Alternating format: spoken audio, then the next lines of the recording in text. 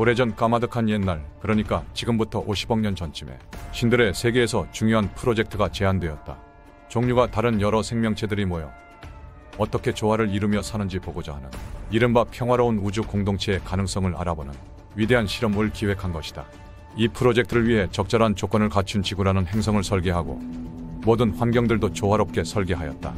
그리고 자신들의 유전 정보를 활용하여 자신과 닮은 생명체들을 창조하였다. 유전 정보 중 창조력이 잘못 쓰여지면 얼마나 위험한 도구인지 알았기에 그 부분에는 자물쇠를 달아 작동되지 않게 하였고, 생명체가 일정한 진화 단계에 이르렀을 때 추이를 보고 결정하기로 하였다.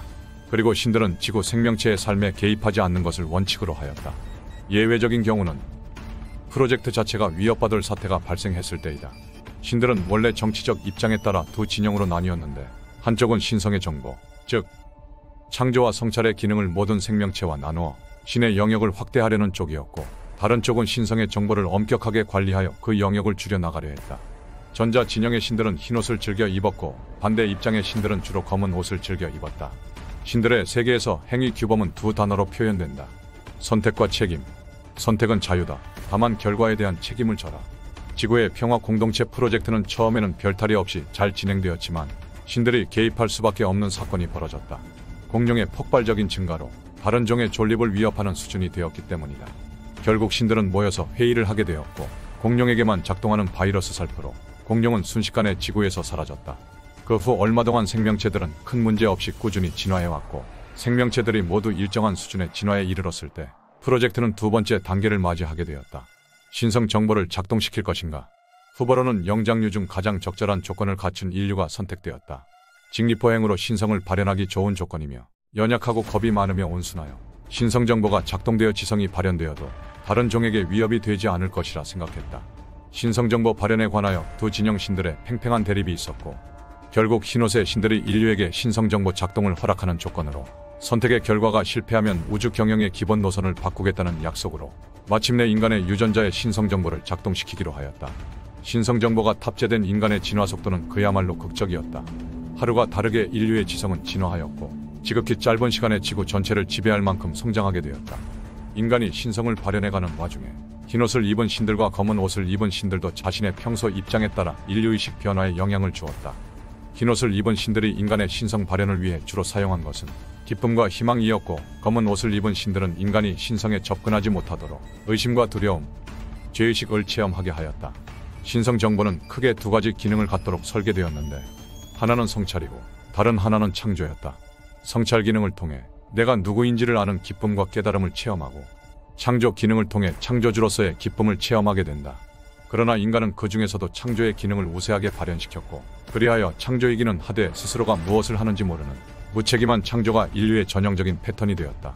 자신에 대한 성찰과 자각이 없는 지성으로 끊임없이 무분별하게 창조하게 된 인간은 어느덧 자신이 지구의 지배자여 주인이라고 생각하게 되었고, 지구의 모든 자원을 독점하고 함께 공존해야 할 다른 생명체들을 함부로 다루었다.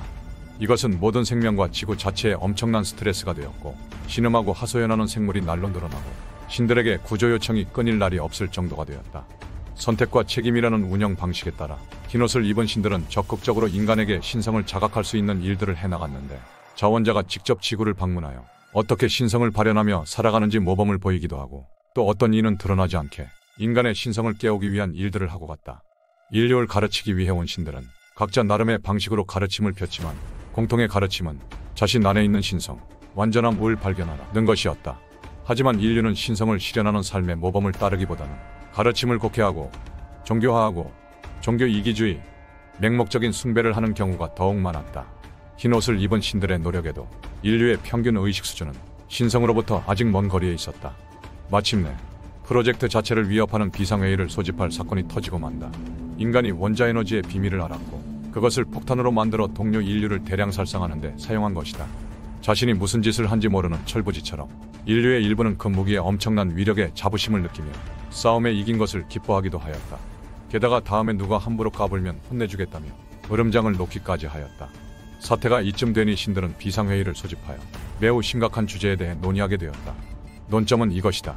기본 프로젝트 자체를 포기할 수 없으니 인류를 정리하느냐 마느냐. 인류를 그냥 두면 지구라는 자산이 요절날 판이지만, 인류를 정리하고 다른 종을 택해 신성 발현 프로젝트를 이어나갈 수 있기 때문이었다. 개미나 벌 혹은 고릴라처럼 기본적인 사회성을 가진 종들이 대안으로 제시되었다.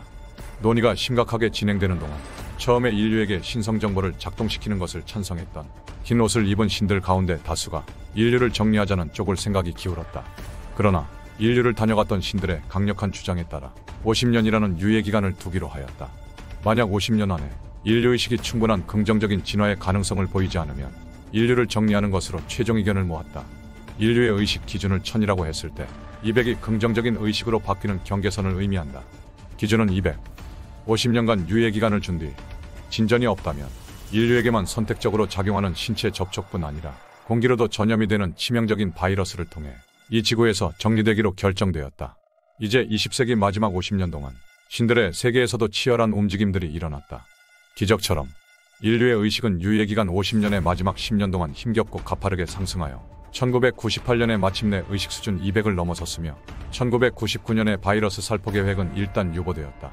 바이러스 살포 계획이 유보되면서 그 시점을 기준으로 최장 30년간을 한계로 하는 단판 승부 게임에 들어갔다. 게임의 룰은 30년이 경과하는 시점을 기준으로 인류의 의식이 300에 못 미치면 인류는 제거되고 300 이상이 되면 인류를 정리하는 모든 계획이 취소되는 것이었다.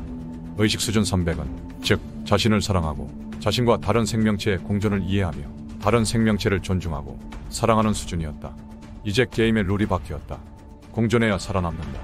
지금 이 순간에도 게임은 진행 중이고 인류의 의식 수준은 기온을 재는 것처럼 매 순간 체크되고 있다. 당신은 이 시나리오의 결말이 어떻게 될 것이라고 예상하는가? 어떻게 끝나기를 원하는가? 그리고 당신은 이 시나리오에서 맡은 역할은 무엇인가? 우리는 선택할 수 있다. 게임의 룰은 바뀌었다. 이제 협력하는 인류만이 살아남는다. 당신에게 주어진 선택은 두 가지밖에 없다. 공생할 것인가? 공멸할 것인가?